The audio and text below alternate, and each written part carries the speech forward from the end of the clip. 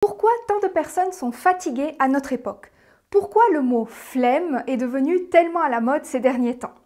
Dans cette vidéo, je vais vous expliquer comment vous pouvez vaincre la flemme en changeant simplement une habitude que nous avons tous. Vous allez retrouver l'énergie, la motivation et l'envie. Vous êtes prêts? Alors c'est parti!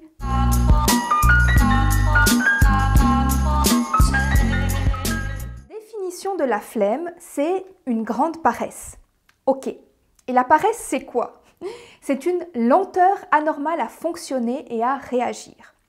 Flemme d'aller au boulot, flemme de se lever, flemme de sortir.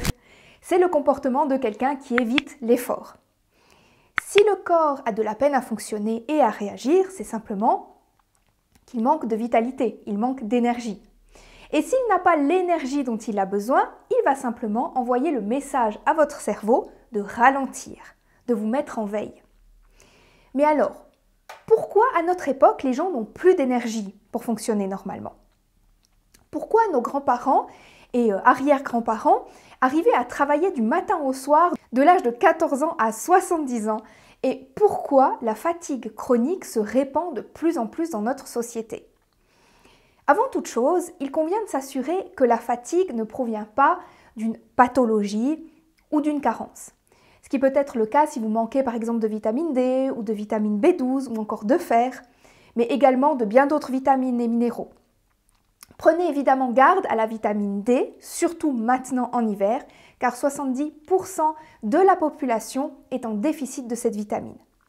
Je vous ai fait une vidéo sur comment éviter la carence en vitamine D, je vous la mets dans le petit ici au-dessus et en description. Mais hormis tout ça, pourquoi tant de personnes ont la flemme? Simplement parce que leur alimentation n'est pas adaptée. Non seulement elle ne leur apporte pas assez d'énergie, mais pire encore, au contraire, elle les fatigue. Alors, c'est quoi une alimentation qui fatigue? C'est une alimentation qui, d'une part, n'est pas assez riche en micronutriments, à savoir les vitamines, les minéraux, les polyphénols, les antioxydants. En résumé, tout ce qui permet à notre corps d'engager ces nombreux processus physiologiques. Et tous ces micronutriments sont évidemment présents dans les végétaux. Il est donc important de manger suffisamment de fruits et légumes frais tous les jours. La deuxième chose qui fatigue énormément votre organisme, ce sont les graisses, car elles sont très difficiles à digérer. Les lipides ont un temps de digestion de 4 à 6 heures. Et il faut bien être conscient que le corps va donc travailler sans arrêt durant 4 à 6 heures pour digérer ce gras. Les protéines sont également longues à être digérées, puisque ça prend 4 heures. Bon, c'est déjà mieux que le gras.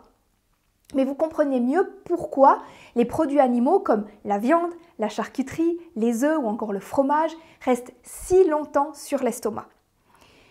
Les glucides en revanche, fruits et légumes notamment, contiennent peu de lipides et de protéines et ils sont donc digérés rapidement. En moyenne, en 1 heure. S'ils sont mixés en jus ou en smoothie, le temps de digestion sera encore plus court. On compte alors 20 à 30 minutes. C'est donc possible de digérer un repas en moins d'1 heure, à la place des 6 heures nécessaires pour un repas gras conventionnel. Mais si on ajoute du gras à ces glucides, aux fruits, aux légumes, etc., le temps de digestion sera de toute façon rallongé jusqu'à 4 à 6 heures, parce que notre corps ne va pas trier les nutriments. Le bol alimentaire sera traité dans son ensemble, glucides, lipides, protides, tout d'un bloc. Donc, le but, c'est de manger peu de gras pour éviter à notre corps de se fatiguer inutilement. Bon, déjà là, on voit qu'on peut alléger sa digestion afin d'utiliser l'énergie pour autre chose que pour digérer son repas. Ensuite, il faut apporter à notre corps l'énergie dont il a besoin. Et ça, il faut le faire par l'alimentation. Et l'énergie qui est produite par nos cellules, elle est produite à partir du glucose. Nos cellules vont produire de l'énergie par l'intermédiaire de nos mitochondries. Ce sont comme des petites usines à énergie qui sont à l'intérieur de nos cellules. Cette énergie produite s'appelle ATP, pour adénosine triphosphate. Le glucose, c'est le carburant préféré de notre organisme. C'est une énergie propre, on va dire, parce qu'elle ne produit pas de déchets métaboliques à être produite. Au contraire, par exemple, de la cétose. La cétose, c'est le processus du corps qui vise à brûler des graisses, du gras corporel, pour produire de l'énergie. C'est un processus de secours qui est prévu pour les cas de famine, les cas dans lesquels le corps n'a pas assez de son énergie préférée à disposition. Son énergie préférée, le glucose, que l'on trouve par l'intermédiaire, par exemple, des glucides. Cette cétose, qui produit des corps cétoniques, ce sont des toxines. Ce sont des produits toxiques pour l'organisme. Et ça devra être éliminé.